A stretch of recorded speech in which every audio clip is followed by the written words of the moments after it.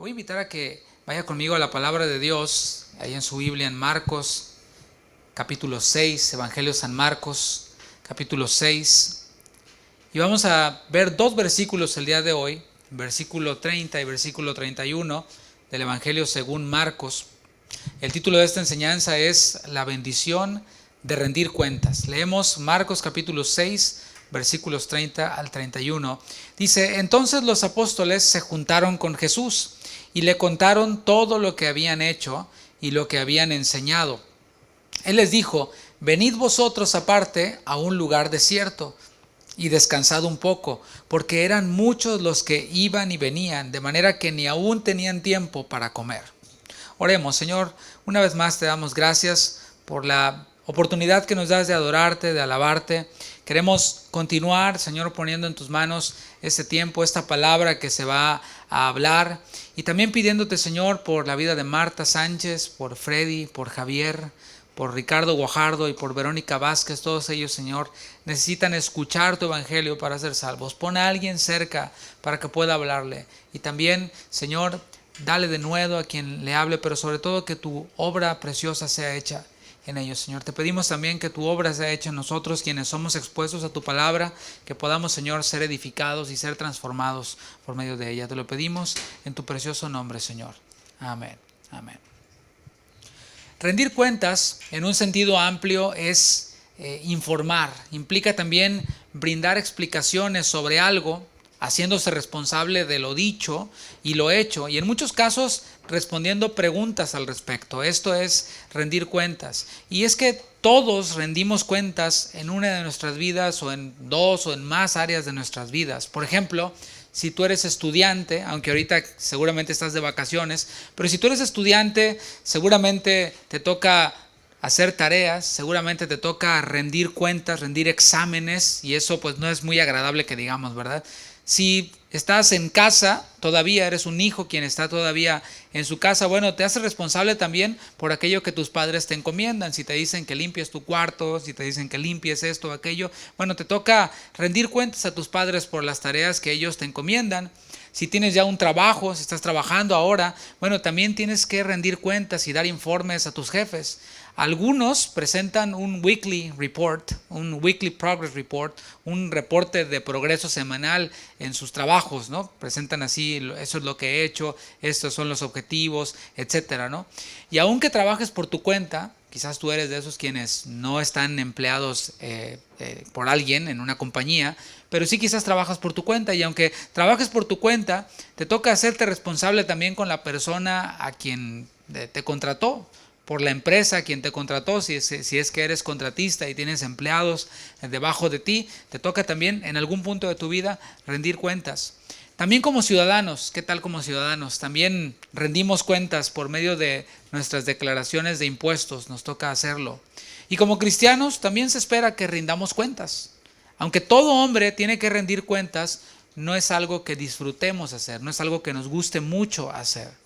Y aunque todo hombre tiene que rendir cuentas, como dije, no nos gusta, preferimos evadirlo. Por esto el hombre trata de ingeniárselas para no hacerlo, ¿cierto? Por ejemplo, hay estudiantes quienes les pagan a sus maestros, les dan algún regalo, les dan alguna dádiva para evitar ese rendir cuentas, ese presentar el examen y pues dan alguna dádiva a un maestro. Esto ocurría en mi país hace muchos años, no sé si todavía ocurra, ¿no? Había quienes les daban, como dicen, una mordida al maestro, y no precisamente una mordida de estas, ¿no? Sino una lana o una botella, o le regalaban algo, y de esta manera automáticamente ya estaba pasado al siguiente grado, al siguiente nivel. Hay otros ciudadanos, por ejemplo, quienes evaden impuestos, quienes simplemente prefieren ser como un fantasma para el gobierno, así como que yo no existo, pero sí existen y producen, y bueno, pues de esta manera evaden impuestos. Otros, bueno, dicen que trabajan en una cosa cuando en realidad trabajan en otra, y así pues evaden estos impuestos, ¿no? A ese rechazo a rendir cuentas se le conoce como anarquía. No sé si has escuchado tú esa palabra, anarquía.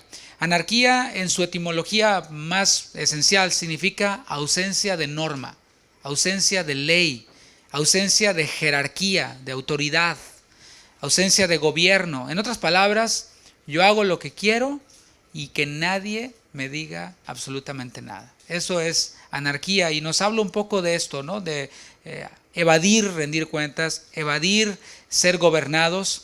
Y parecería extraño, yo puse algunos ejemplos en los cuales tenemos que rendir cuentas, ¿no? Y decía de la escuela, el trabajo, el gobierno, pero parecería extraño. También en la cristiandad existe este fenómeno de anarquía y de evasión a rendir cuentas, y más en esta era tecnológica en la que vivimos.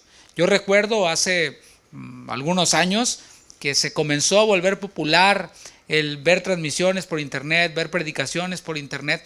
Bueno, yo recuerdo eso, pero con el tiempo esto se ha vuelto cada vez más común, se ha vuelto cada vez ahora hasta esencial en este tiempo que estamos viviendo de confinamiento, etcétera. Ahora en algunos lugares, por ejemplo en México y en otros países, es la única forma en la que se puede reunir. Aquí en Estados Unidos ya estamos volviendo en algunos estados a reunirnos, en otros estados se están volviendo a encerrar, pero como digo, esto de las transmisiones por internet se está volviendo ya algo popular, y es bueno por un lado.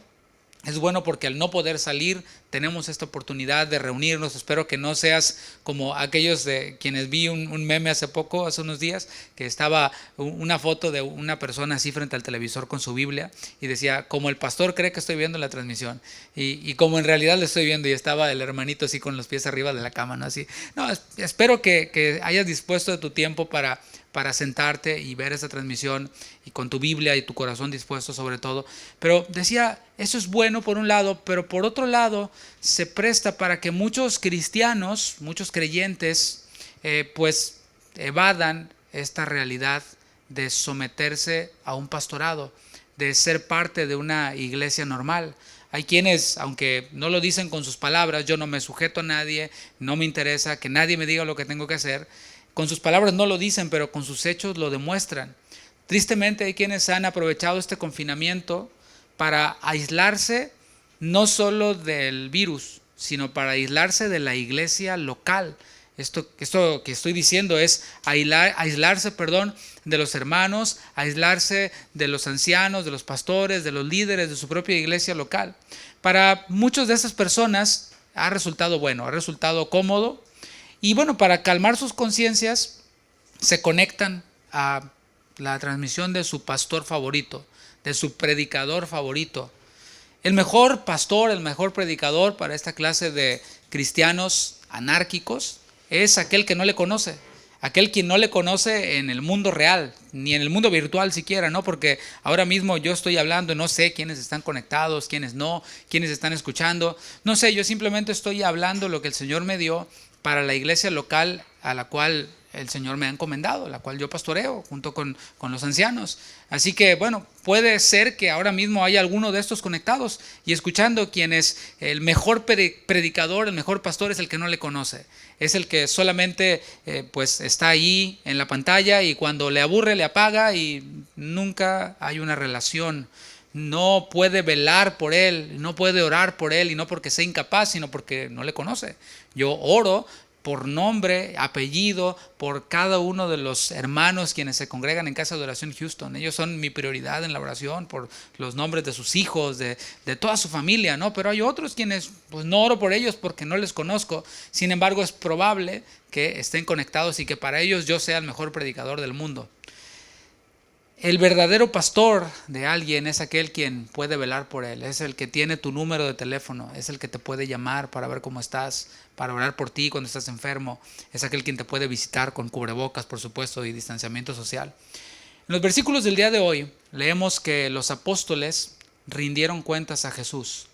Y esta porción bíblica se vincula con los versículos del 7 al 13 de este capítulo 6, en donde Jesús, después de que les modeló la labor ministerial, no sé si ustedes lo recuerdan, lo vimos en semanas pasadas, cómo el Señor Jesús, ellos le seguían y Jesús estaba modelando la labor ministerial. Él hacía, enseñaba, sanaba, liberaba, y ellos estaban únicamente viendo.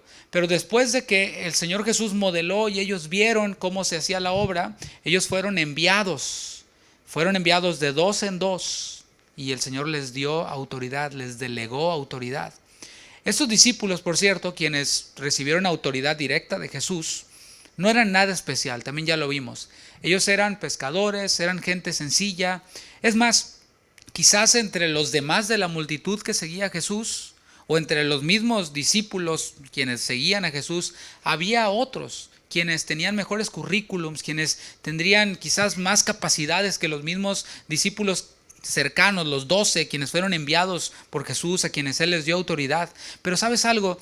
Los grandes currículums y las muchas capacidades y habilidades no impresionan a Jesús. El Señor Jesús no está buscando gente capaz. Lo que el Señor Jesús podemos ver en la elección de sus discípulos cercanos a quienes envió, lo que el Señor busca es disposición. Detente un poquito a pensar en esa palabra.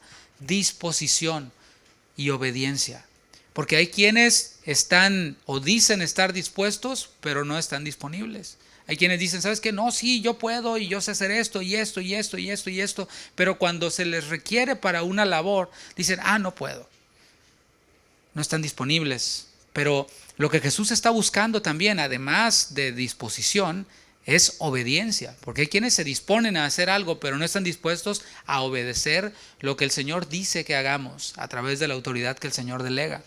El versículo 12 de Marcos 6 dice, y saliendo predicaban que los hombres se arrepintiesen. Aquí podemos ver disposición y obediencia por parte de aquellos a quienes el Señor Jesús envió.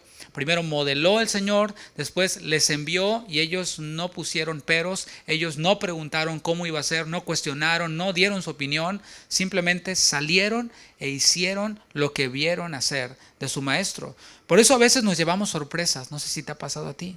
Vemos a personas sencillas, que quizás no tienen muchas capacidades, que quizás no tienen grandes currículums, que quizás no tienen una carrera universitaria, pero están siendo usadas por Dios. Están siendo usadas de una manera poderosa por el Señor. Y vemos también, por otro lado, a mentes brillantes, a gente capaz, a gente talentosa, según el mundo, pero nunca hacen nada para el reino de Dios. Y lo que tocan, si es que llega a ser, lo destruyen. Versículo 30 de Marcos capítulo 6. Entonces los apóstoles se juntaron con Jesús. Los 12 quienes fueron enviados por Jesús, ahora vemos que se están juntando con Jesús, con aquel quien los envió. Y la palabra que se usó en el original dice para juntar, dice, entonces los apóstoles se juntaron. Esa palabra juntar en el original es bien interesante, es la palabra sunago. Y a lo mejor tú dices, ¿y eso qué es? Bueno, quizás la palabra sunago no te suena, pero ¿qué tal la palabra sinagoga? Sinagoga, esa sí nos suena. Sunago es reunir, sunago es congregar. Sunago se relaciona con esa palabra, sunagoge o sinagoga. Y nosotros podemos recordar algo. El Señor Jesús los envió de dos en dos. No los envió solos, los envió en pareja, los envió de dos en dos. Así que podemos decir de alguna forma que los 12 estaban separados. Juntos, pero, o sea, en par, pero separados, ya no estaban los 12 juntos. Pero vemos que ellos mismos, los 12, tomaron la iniciativa para reunirse todos y reunirse con Jesús. De hecho, no vemos aquí a Jesús forzándolos, o sea, no vemos a Jesús saliendo y buscándolos y oigan, vénganse para acá y vénganse para acá. No. Fueron ellos mismos quienes tomaron la iniciativa para juntarse, para reunirse con su maestro, para reunirse con su autoridad, con quien los había enviado. La Biblia no nos dice si quedaron en una hora, en un tiempo, en un lugar, pero lo que sí nos dice es que los apóstoles se juntaron con Jesús y tomaron la iniciativa para hacerlo. Aplicándolo a nosotros, queremos hacer esto, aplicarlo. Si somos cristianos, Jesús es nuestro Señor. Eso no es complicado, eso no es cosa del otro mundo. Él mismo, el mismo Señor Jesús, instituyó su iglesia. Él ascendió a los cielos y después de ascender a los cielos, vemos que nació la iglesia en Pentecostés. El Señor instituyó la iglesia. Es la iglesia de Cristo, manifestada en iglesias locales dispersas por todo el mundo, la que el Señor ha delegado para discipular a los creyentes, la que ha delegado para que pueda enseñar las cosas que Jesús enseñó. Y así, después de haberles enseñado y de haberles discipulado, los envía para hacer la obra, para hacer la gran comisión. En un sentido, todos los miembros de una iglesia se reúnen X cantidad de días a la semana para después salir y hacer la gran comisión. Nosotros nos reunimos los viernes y nos reunimos los domingos, los sábados primeros del mes se reúnen los jóvenes. Esos son los días que nosotros nos reunimos juntos, pero después de que nos reunimos salimos a nuestro Jerusalén, a nuestro Judea, a nuestra Samaria, para poder predicar el Evangelio, para poder hablar las buenas nuevas de Jesús. Cada lugar a donde nosotros vamos es un campo misionero. Tu familia es un campo misionero, tu trabajo es un campo misionero. Y en otro sentido más específico, los miembros de una iglesia tienen ministerios que cumplen dentro de esos días en los que se reúnen, pero puede ser también ministerios que desarrollan fuera de los días de reunión. Los misioneros de verdad, por ejemplo, o sea, no que los otros no sean de verdad, pero los misioneros de tiempo completo, de oficio, por decirlo así. Estos, quienes son enviados para hacer la obra del ministerio, son enviados también por una iglesia local. Los primeros cristianos tenían claro esto, por esto cité que Jesús ascendió, el Espíritu Santo descendió y la iglesia surgió y comenzó a ser predicado el Evangelio, la gente comenzó a ser llena del Espíritu, las iglesias comenzaron a surgir, después de que hubo una gran iglesia en Jerusalén, comenzaron a surgir la iglesia de Antioquía, etc. Y vamos a ver en Hechos capítulo 13, versículo 1, cómo estos primeros cristianos tenían clarísimo el asunto de rendir cuentas, tenían clarísimo este asunto de que la iglesia debía funcionar en iglesias locales, pero que no debían de quedarse ahí encerrados, sino salir también a hacer esta obra que el Señor les mandó hacer. Hechos capítulo 13, versículos del 1 al 3, dice así: había entonces en la iglesia que estaba en Antioquía, o sea, un grupo de creyentes que se reunían en Antioquía, había aquí profetas y maestros: Bernabé, Simón, el que se llamaba Níger, Lucio de Cirene, Manaén, el que se había criado junto con Herodes el tetrarca, y Saulo. Ministrando estos al Señor y ayunando, dijo el Espíritu Santo: apartadme a Bernabé y a Saulo para la obra a que los he llamado. Entonces, habiendo ayunado y orado, les impusieron las manos y los despidieron. Aquí podemos ver algo que difícilmente podemos hacer en línea. O sea, esto no es el recurso que se va a quedar. Esto es algo temporal. Nuestra alma, nuestro espíritu debe de anhelar el estar nuevamente en la iglesia local. Vemos aquí que en esta iglesia manifestada en Antioquía había profetas y había maestros. Es esto de lo que te hablaba. Había creyentes quienes tienen ministerios dados por Dios, quienes tienen dones dados por Dios y estaban funcionando dentro de la iglesia. Nos da los nombres de estos, lo cual nos revela que eran conocidos por la misma iglesia que se manifestaba allí en Antioquía. Vemos que ellos estaban ministrando, estaban sirviendo y estaban haciéndolo al Señor primeramente, porque el don que el Señor nos haya dado es para que lo podamos poner a su disposición, es a Él, pero ¿dónde? En la iglesia local.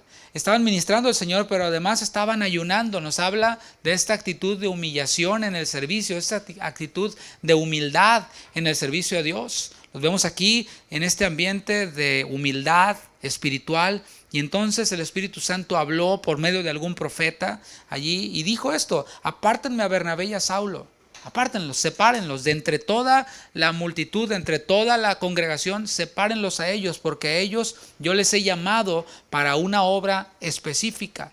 ¿Qué hizo la iglesia? Oraron. No dijeron, ¿y por qué? No se opusieron. El Espíritu Santo llamó, el Espíritu Santo los envió y ellos lo que hicieron fue orar, darle gracias a Dios. Se humillaron todavía más, oraron, pusieron las manos sobre ellos y los despidieron, los enviaron, les dieron su bendición, les dijeron: cuenten con nosotros. Para funcionar en el propósito de Dios, para nosotros, es fundamental que tengamos claro a través de qué iglesia local Cristo nos envía. Hoy vemos muchos cantantes y grupos musicales, etcétera, quienes simplemente cantan bien, tocan bien y eso nadie lo niega. Pero la pregunta es, ¿quién los envía? ¿Qué iglesia te envía? ¿A qué pastor le podemos pedir referencias de tu vida espiritual? ¿Qué pastor puede testificar esto que ocurría aquí en Antioquía? ¿Eres conocido por quién? Bueno, esto es algo interesante. Para funcionar en el propósito de Dios, para nosotros es fundamental que tengamos claro qué iglesia local es la que nos está enviando. Volvamos a la segunda parte de Marcos capítulo 6, en el versículo 30, dice: y le contaron todo lo que habían hecho. Estoy de vuelta con los apóstoles. Ellos se reunieron con Jesús y vemos que le contaron todo lo que habían hecho. Le dieron noticias. ¿De qué? De todo, absolutamente lo que hicieron durante ese tiempo en el cual ellos estuvieron ministrando, estuvieron predicando. Si somos observadores, en el versículo 1 de este capítulo 6 se les llamaba discípulos. Y ya aquí en el versículo 30 ya no se les llama discípulos, se les llama apóstoles. Alguien podría decir, bueno, ya les dieron un ascenso, ya ascendieron estos, ya han ido subiendo. Pero ¿sabes qué? Ellos no lo veían así. Ellos no veían como muchos lo ven hoy. No, ahora soy apóstol, ¿no? Ahora soy pastor, como que si es un ascenso. Y sabes, sí hay un grado de honra en el ministerio, en cualquiera que el Señor nos ponga a hacer, porque lo hacemos para Él. Cuando éramos sus enemigos, Él nos rescató, nos perdonó, nos hizo sus hijos y nos dio la oportunidad, nos tuvo por fieles, como decía Pablo, de ponernos en el ministerio, de servirle a Él, hacerlo en la iglesia local, en lo que sea. Es un privilegio, sí hay una honra, pero también hay una responsabilidad.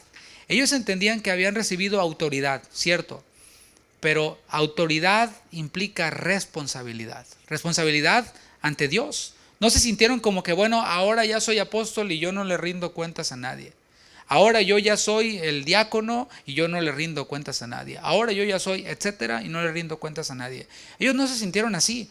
Al contrario, los vemos tomando la iniciativa para informar, para dar explicaciones de lo que habían hecho. No estaban actuando por su cuenta. Tenían a quién informarle, tenían a quién darle explicaciones de lo que habían hecho, y lo vamos a ver. Además, también dieron información a Jesús acerca de lo que enseñaron. Dice que le contaron todo lo que habían hecho, las obras. Yo creo que ahí le dijeron, Señor, sanamos a tantos enfermos, había un hombre que estaba cojo y lo sanamos, etcétera, había un hombre endemoniado y lo liberamos con autoridad que tú nos diste, etcétera. Esos son los hechos, pero también específicamente vemos que le informaron acerca de lo que habían enseñado. Si Dios nos da el privilegio y la responsabilidad de servir en nuestra iglesia local, no debemos de verlo como un favor que estamos haciéndole al encargado de ministerio o un favor que estamos haciéndole al pastor, sino como un privilegio y una responsabilidad de dar cuentas a quien Dios haya puesto como encargado. No importa, hay quienes dicen, no, yo nada más me sujeto al pastor. No, el Señor delega autoridad. Así que vemos aquí este principio de humildad, este principio de humildad ministerial. Y vemos que esto es importante, que debemos de estar dispuestos a rendir cuentas al pastor, al encargado, a quien esté por encima de nosotros en la labor ministerial. Hemos de estar dispuestos a informar, a dar explicaciones, desde las cosas más simples hasta las más complejas. Por ejemplo, una explicación simple podría ser en caso de ausencia. O sea, si tú estás sirviendo en tu iglesia local en X ministerio y por cualquier razón que pueda ocurrir te vas a ausentar, creo que un principio básico que podemos aplicarlo aquí, una manera práctica de aplicar esto es simplemente tomar una llamada, un WhatsApp y tener la atención de informar que vas a estar ausente. Y esto es por simple sentido común.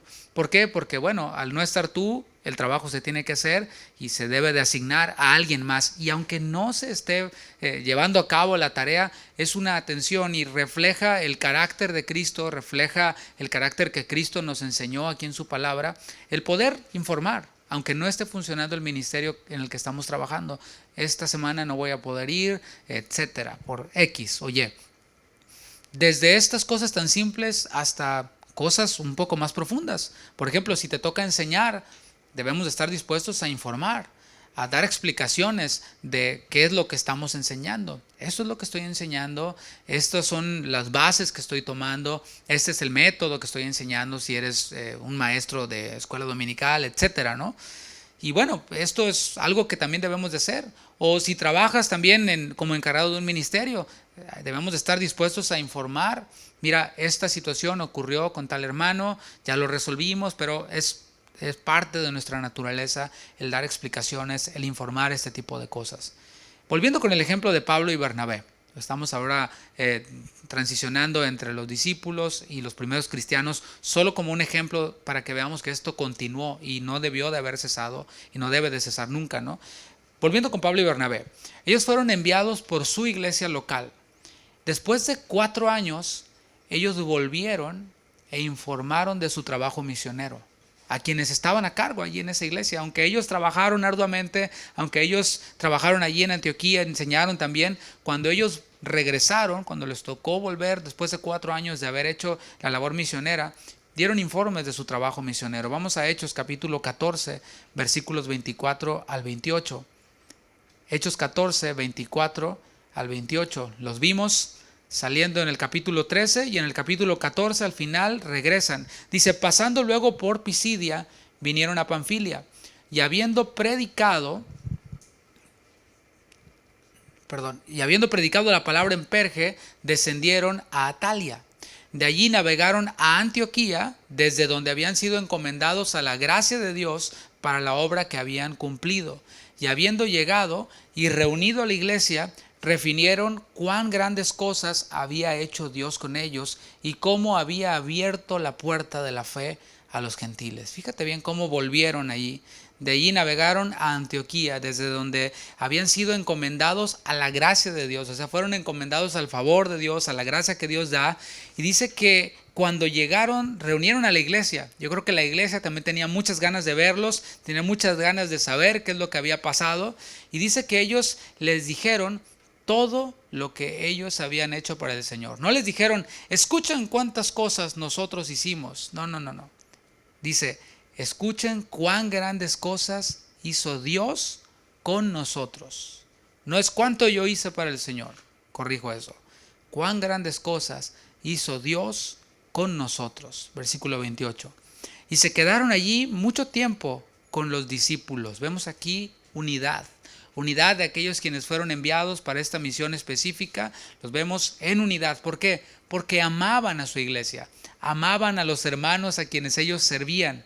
Vemos esta unidad. Volvamos ahora nuevamente con los apóstoles en Marcos capítulo 6. Vimos el versículo 30 y ahora veremos el versículo 31. Después de que ellos les informaron o le informaron a Jesús todo lo que habían hecho, todo lo que habían enseñado. Versículo 31. Él les dijo, venid vosotros aparte a un lugar desierto y descansad un poco, porque eran muchos los que iban y venían de tal manera que ni aún tenían tiempo para comer. El informe que le dieron a Jesús, vemos aquí que fue en un lugar concurrido, vemos aquí gente que estaba por allí, que iba, que venía, etc. Después de que escucharon allí en ese lugar concurrido el informe detallado de los apóstoles, Jesús les llamó a ellos aparte, vénganse a un lugar desierto, aquí hay mucha gente, aquí está muy concurrido, la gente entra y sale, no se puede ni comer, pero vámonos nosotros a retirarnos a un lugar solitario. Por medio de Cristo, mis hermanos, nosotros podemos disfrutar de esto, podemos disfrutar de la comunión con Dios y con el Hijo, en lo íntimo, en lo secreto. También es en la iglesia local, en donde podemos tener comunión con el Señor de manera colectiva, podemos adorar de manera colectiva, podemos escuchar la palabra de manera colectiva. Vemos estas dos partes, la parte íntima y personal y la parte colectiva. Estoy seguro de que Jesús aprovechó este tiempo a solas con ellos para enseñarles más todavía acerca del ministerio. No es que ellos se graduaron y dijeron, bueno, ya nos graduamos de la escuela de ministerio de Jesús y ahora ya nos toca hacer nuestro rollo, no le damos cuentas a nadie, etc. No. Aquí vemos que en este tiempo a solas con Jesús, estoy seguro que el Señor les pudo enseñar todavía más. Y es que también en la iglesia local recibimos instrucción, recibimos enseñanza que nos nutre, enseñanza que nos capacita para seguir haciendo la obra del ministerio. Y lo he dicho en otras ocasiones a nuestra iglesia, yo oro para que de nuestra iglesia salgan misioneros, salgan pastores, salgan personas quienes hagan la obra no solo ahí en la iglesia local, sino que salgan y que prediquen y que puedan plantar otras iglesias. ¿Por qué no? Esa es la voluntad del Señor. Oramos para que esto así sea, pero oramos para que sean también ministros conforme a la palabra de Dios. Quienes saben rendir cuentas, están ejercitados en rendir cuentas en su iglesia local, a quien Dios haya designado para recibir estas cuentas. Finalmente, en la iglesia local recibimos descanso. Vimos aquí que estaban en un lugar desierto y dice, y descansad un poco. Y es que en la iglesia local recibimos descanso. De hecho, uno de los días en los que nos reunimos es el domingo, que se le conoce como el Día del Señor. Es el día en el que supuestamente no se hace nada. Supuestamente lo separamos completamente para el Señor. Y esto es un concepto bien interesante. No queremos caer en el legalismo, no me malinterprete, pero es una actitud del corazón. El domingo es el día que dispongo yo para mi Señor, para estar con mis hermanos. Y hay veces en las que la cultura nos absorbe, la cultura nos salpica, y el domingo es el único día que tengo para alabar al Señor, debería ser, ¿no? El domingo es el único día que tengo para ir a hacer el shopping, del grocery shopping. El domingo es el único día que tengo para levantarme más tarde. Y dices tú, ok, es cierto, pero ¿no sería bueno dedicar ese único día que tenemos para el Señor? Para estar con nuestros hermanos, adorando, alabando. Ahora, nosotros en nuestra iglesia local no somos de los que nos la pasamos todo el día. Hay iglesias, por cierto, que es una costumbre bonita, ¿no? En la cual tienen culto en la mañana y luego se quedan a comer y luego tienen otro culto. Es bien padre, ¿no? Es bien bonito. Al menos a mí me parece maravilloso, ¿no? Nuestra iglesia no es así. Y no sé si vaya a hacerlo en algún momento, pero yo creo que tiene que ver más con la actitud del corazón. Es yo dedico este día, ¿para qué? Para estar con mis hermanos, para adorar al Señor, porque es el día de descanso, es el día de reposo, pero nosotros entendemos reposo como estar acostado en nuestro sofá, ¿no? Y no está mal, pero vemos en la Escritura que reposo y descanso tiene que ver con estar en la presencia de Dios. En su presencia hay plenitud, hay felicidad, hay delicias a su diestra por siempre, y es bueno, es delicioso habitar con nuestros hermanos juntos en armonía, porque allí el Señor envía bendición, envía vida eterna. Y esto, mis hermanos, es algo deleitoso para nosotros. Yo lo veo y lo digo con mucho gozo y con temor de Dios a mis hijos, que para ellos el domingo es un día alegre, de ir, vamos a la iglesia. Ellos están esperando que llegue el domingo para poder adorar a Dios, para poder estar ahí en compañía de los hermanos. Es parte de su vida, así como debería ser parte de nuestra vida. En su momento también yo fui un niño así, quien deseó ir a la iglesia, y espero que así siga siendo en mis hijos toda su vida, y que así sea en sus hijos también, que deseemos estar en comunión con Él, con nuestros hermanos en el día del Señor. Es el día que santificamos. De hecho, el Señor lo mandó. Santificarás el día de reposo, lo separarás. Ese día de reposo lo separarás no para reposar en tu sofá, sino para reposar junto con tus hermanos. Ese día no trabajamos. Ese día no trabajamos en lo que sea, en la construcción, en no sé si haces acero, si soldas, qué sé yo. Ese día no trabajamos en eso. Y yo sé de hermanos, por cierto, que me ha bendecido mucho su vida y su testimonio. No tengo a nadie en la mente ahora, pero el hecho sí lo tengo en mi mente, que han rechazado trabajos.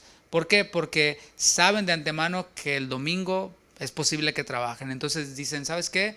Yo rechacé este trabajo porque sabía que el domingo se trabaja allí o se puede llegar a trabajar, así que preferí mejor rechazar ese trabajo. Quizás obtuve otro que no me pagaban tan bien como en este, pero tengo claro que el domingo es el día del Señor, es el día de reposo, es el día de descanso.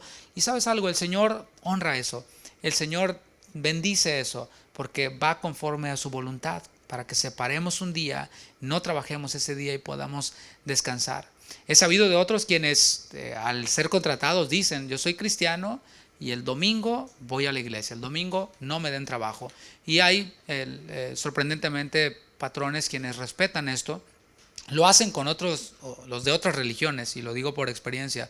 En trabajos pasados he visto cómo con los que son de otras religiones, pues les respetan su día que van a la mezquita o etcétera. Y creo que nosotros como cristianos debemos de ser todavía más firmes, así como lo son los de otras religiones, para que sepan que nosotros vamos a adorar ese día al Señor y no ser cristianos de la secreta, ¿no? La pregunta es, ¿cómo descansamos los discípulos de Cristo? Porque estamos hablando de un día de reposo, un día de descanso. ¿Cómo descansamos los discípulos de Cristo? Y vuelvo a leer el versículo 31. Jesús les dijo, venid vosotros aparte a un lugar desierto y descansad un poco. Los discípulos estaban reunidos entre ellos y estaban reunidos con Cristo, con quien les había enviado. Estaban lejos de ese ir y venir. este estrés, porque dice de manera que ni aún tenían tiempo para comer. Oye, yo cuando leía esto me recordaba, no sé, la vida de esta ciudad, en la cual vas manejando y de pronto vas en el tráfico y ves a la persona al lado de ti en el auto y se va comiendo una hamburguesa, ¿no? Y se le va cayendo aquí toda la lechuga en la corbata y todo. Esa es la vida en la que vivimos nosotros en esta ciudad, una de las más grandes de este país, una vida movida, una vida ajetreada, y así quizás es nuestro día. Salimos muy temprano por la mañana, regresamos muy noche, muy tarde, y hay cosas que hacer, hay estrés. Bueno, llega el domingo en donde no hay este vaivén. El domingo en donde ya no tenemos que ingeniárnosla para escuchar una predicación, para tener un tiempo de oración. Yo recuerdo en mi último trabajo, recuerdo que yo me iba al auto y ahí oraba. Mientras que todos tomamos su lunch break, yo me metía al auto y a veces pues, con calor y todo, pero ahí estaba, me las tenía que ingeniar, me tenía que esconder porque a veces me veían por fuera y hey, oye esto, haz esto, aquello, etcétera.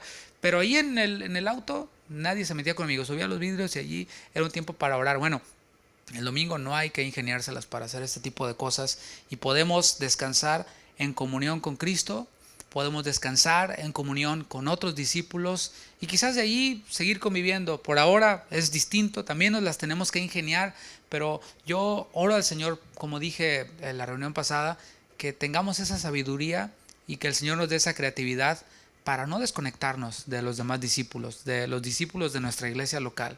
Que podamos hacer alguna videollamada, hacer algún Zoom, y no tanto para hablar de los playoffs y para hablar de la NBA y para hablar de las Chivas y el América y la carne asada y el coronavirus, y, aunque bueno, puede ser, ¿no? Pero no solo para eso, sino para que podamos tener esta charla espiritual, esta charla que nos edifica, esta charla que habla desde lo profundo de nuestra comunión con Cristo personal. Para concluir, aunque rendir cuentas, que es lo que hemos visto, le suene duro a nuestra mente carnal, porque a nuestra mente carnal le suena duro. ¿Cómo voy a rendir cuentas? ¿Cómo si yo estoy echando la mano ahí en la iglesia? ¿Cómo todavía les voy a rendir cuentas? Eso no es entenderlo, eso quizás es entenderlo con la mente carnal. Y aunque le suene duro a nuestra mente carnal, vemos en la palabra que es una bendición. Por eso vimos dos versículos. Versículo 30, los discípulos, los ahora apóstoles, quienes fueron enviados buscando reunirse con Jesús, quien les envió para rendirle cuentas. Eso es lo que hicimos, eso es lo que enseñamos. E inmediatamente después lo vemos conectado con el descanso, con esta bendición que trae descanso a nuestra alma. Entonces rendir cuentas trae bendición y trae descanso a nuestra alma. ¿Por qué? Porque nos identifica con Cristo. Y esto lo dejé para el final porque nuestro mayor ejemplo de rendir cuentas no son los apóstoles únicamente, no son los primeros cristianos únicamente, pero el ejemplo por excelencia es Jesús mismo. Jesús fue enviado por el Padre. Dios envió a su Hijo, Jesucristo. Se encarnó, se hizo como uno de nosotros. Él, mientras que estuvo en esta tierra, hizo el bien. Él sanó enfermos, él liberó endemoniados, predicó el evangelio, dio su vida en la cruz del Calvario, se hizo obediente hasta la muerte y muerte de cruz. Fue ese siervo a quien el Señor envió. Y vemos en Juan capítulo 17 a ese siervo, quien era siervo pero también era Dios, y es Dios, nunca dejó de serlo, de la misma naturaleza del Padre, lo vemos a él rindiendo cuentas. En Juan capítulo 17 es conocida como la oración sacerdotal. Por si es que hay alguien quien diga, no, yo me siento superior a los apóstoles, yo me siento superior a los discípulos. Bueno, pero a Cristo, ¿qué tal? Cristo mismo, mientras que estuvo en esta tierra y cuando ya había acabado la obra que el Señor le había mandado hacer, no la obra en la cruz, apenas iba a la cruz, pero esa obra de 3 años de ministerio, en Juan 17 el Señor oró al Padre. Y esa oración fue una oración que nos habla de rendir cuentas. Y le dijo el Señor Jesús al Padre, le dijo, todos los que tú me diste no se ha perdido ninguno, excepto uno, el que ya estaba, ¿no? El que iba a ser un traidor. Pero Señor, he acabado la obra que tú me mandaste a hacer. Los que tú me diste no se ha perdido ninguno. Y en Juan 17:4 dice el Señor Jesús orando al Padre, yo te he glorificado en la tierra. He acabado la obra que me diste que hiciese. Está listo, Señor. Ya hice todo lo que tú me dijiste que hiciera. Y cuando hablamos de propósito, cuando hablamos de objetivo para el hombre, ¿sabes cuál es? El objetivo es glorificar a Dios. El Señor nos creó para su gloria, el Señor nos salvó para su gloria. Y nosotros le glorificamos cuando funcionamos así, cuando funcionamos dentro de la esfera de esa sumisión mutua, no cuando nos aislamos para hacer nuestro cristianismo virtual a nuestra manera y etcétera, sino cuando estamos unidos a otros discípulos. Como dije, estos apóstoles fueron enviados de dos en dos, nunca estuvieron solos. El Señor dijo, no es bueno que el hombre esté solo. Le haré ayuda idónea. Desde el principio vemos esto y vemos que en el ministerio no es esta la excepción. Vemos que glorificar a Dios incluye estar unidos a otros discípulos, estar bajo autoridad y no solamente de nombre, sino estar dispuestos a rendir cuentas de todo lo que hacemos, y esto trae a nuestras vidas descanso. ¿Por qué? Porque glorificamos a Él, y le dijo Jesús, yo te he glorificado en la tierra. Yo quisiera poder decir esto en algún momento de mi vida.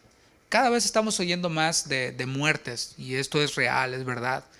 Y esto sí nos debe de impactar, o sea, siempre nos impacta la muerte de alguien, la partida de alguien. Pero también por otro lado debería de ubicarnos hacia esa realidad. Podemos ser nosotros los que seguimos, no estamos exentos, no somos inmortales, somos vulnerables también. La pregunta es, ¿seremos capaces de decir, Señor, he acabado la obra que me diste que hiciese? Yo te he glorificado en la tierra. Bueno, creo que esto nos lleva a reflexionar, esto nos lleva a pensar, y si no lo estamos haciendo, pues nos lleva también a dar respuestas para poder corregir, para poder cambiar. Es la naturaleza del cristiano estar unido a otros cristianos. Es la naturaleza de la oveja estar siendo pastoreado. Es la naturaleza de siervo de dar cuentas, de rendir cuentas, de dar explicaciones, e incluso también de ser corregido, de ser enseñado, porque vimos a los discípulos, a los apóstoles, siendo en este lugar desierto, seguramente siendo enseñados por Jesús. Y eso es algo que nunca vamos a terminar de hacer. Ellos mismos, después de aquí, continuaron haciendo la obra y siguieron aprendiendo del Maestro, siguieron siendo enseñados. Y algo con lo que quiero terminar, ya ahora sí, final, es algo muy importante aquí. Esos apóstoles, aquí en esta porción bíblica, todavía no recibían al Espíritu Santo. Y nosotros, si somos hijos de Dios, ya tenemos al Espíritu Santo. Por lo tanto, esto debe ser algo que fluya en nosotros de manera natural. Así que yo te invito a que oremos juntos y podamos darle gracias a Dios por este tiempo. Señor, gracias por la bendición de tu palabra. Gracias por la bendición de ver en ti el ejemplo de ser un siervo. Tú nos salvaste, pero no solamente para estar allí exhibidos, o para estar sentados en una banca, o para estar sentados frente a una computadora, un dispositivo, viendo una transmisión. Señor, tú esperas de nosotros más que eso. Señor, tú esperas de nosotros que no solamente seamos oidores de tu palabra, sino que seamos hacedores de ella. Porque a la verdad, como tú dijiste, la mies es mucha. La mies es mucha, y este tiempo que nosotros estamos viviendo no es para que lo pasemos encerrados viendo las noticias, viendo las estadísticas y los números y siendo todos unos expertos en coronavirus. Señor, tú esperas de nosotros que discernamos el tiempo en el que estamos viviendo y que utilicemos, Señor, cualquier recurso para poder predicar tu evangelio, cualquier oportunidad para predicar tu evangelio. Y esta es una buena oportunidad. Una oportunidad en la cual, al haber muertes, tenemos la oportunidad de confrontar a las personas en nuestro campo misionero, en nuestro trabajo, en nuestra familia, confrontarles con esta realidad. Vamos a morir, todos vamos a morir, pero la pregunta es, ¿a dónde vamos a ir después de la muerte? Y en este tiempo hay personas quienes están sensibilizando. Nosotros lo podemos ver, lo hemos visto de primera mano. Personas quienes están cada vez más abriendo sus ojos a esta realidad de que esta vida es muy corta, de que esta vida es efímera, pasajera, y que cuando morimos el mundo no se detiene, el mundo sigue, el mundo no termina con nosotros. Pero sí, Señor, tenemos la oportunidad de, ante esta realidad, hablar acerca de quien venció a la muerte, de quien venció al pecado, haciéndose como uno de nosotros. Y aquellos quienes creemos en ti, quienes hemos creído en ti, tenemos la certeza de que esta leve tribulación momentánea, esta vida entera, llena de dolor, llena de sufrimientos, aunque con momentos felices, esta vida pasa, el mundo pasa y sus deseos, incluso el cielo y la tierra pasarán, pero tus palabras no pasarán. El que permanece en ti, el que hace tu voluntad, permanecerá. Señor, danos de nuevo. Señor, que por medio de este mensaje o de cualquier otra situación, aquellos quienes están dormidos despierten. Despierten de ese letargo espiritual. Despierten de ese cristianismo virtual y frío que no está dispuesto a escuchar al otro, que no está dispuesto a servir al otro, que no está dispuesto a rendir cuentas, que le parece mejor el pastor que no le conoce, el pastor que no le va a llamar, el pastor que no le va a exhortar. Despierta, Señor, con tu palabra a aquellos quienes están dormidos, para que podamos aprovechar bien el tiempo, porque estos días son malos. No sabemos qué es lo que va a venir y honestamente no necesitamos saberlo. Ya lo sabemos todo. Tenemos la unción del Santo y ella nos enseña, esta unción nos enseña todas las cosas. ¿Qué más necesitamos saber? El hombre está muerto en sus delitos y pecados y necesita un Salvador, y eso es todo lo que necesitamos saber, Señor. Líbranos de perder el tiempo, de perder nuestro tiempo en cosas vanas, en cosas interesantes, amarillistas, pero que no nos edifican, pero que no nos santifican, pero que no te glorifican y que no nos llevan a hacer tu voluntad. Señor, yo sé que tú estás obrando. Yo sé que no necesitas mi ayuda. Sé que tu Espíritu está obrando en cada corazón, en cada vida.